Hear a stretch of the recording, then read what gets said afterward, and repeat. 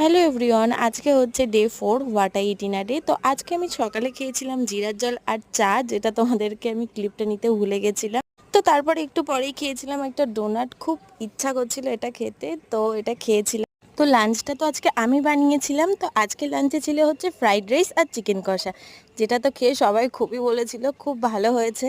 আর বাড়িতে এই চিকেন আনলে মাটন আনলে সব কিছু কিন্তু বেশিরভাগ আমি রান্না করি, কারণ আমি রান্না করতে খুব ভালোবাসি। আর আমার রান্না খেতেও আমার মা, বাবা, দিদি সবাই খুব ভালোবাসে, কারণ ওরা বলে যে আমি নাকি খুবই ভালো রান্না করতে পারি। তো আমি ম্যাক্সিমাম টাইমে আমিই করি, বাস চিকেন মাটন হলে এইগুলো হলে আমি করি। তো তারপরে আমাকে মা এখানে একটু দই দিয়েছিল, আর আমার মিষ্টি দই খেতে খুবই ভালো লাগে, তো আমি ভরে ভরে নিয়েছিলাম মিষ্টি দইটা। তো আমি অনেকদিন ধরেই বাবাকে বলছিলাম যে একটু কাঁচা মিঠা আম আনতে, তো বাবা এনেছিল বলে তো বিকালের দিক করে একটু আমি আর দিদি মিলে কাঁচা মিঠাই আম খেলাম। তারপরে একটু তরমুজ খেলাম, আর লাস্টে এই পুডিংটা খেলাম, দ্যাটস ইট।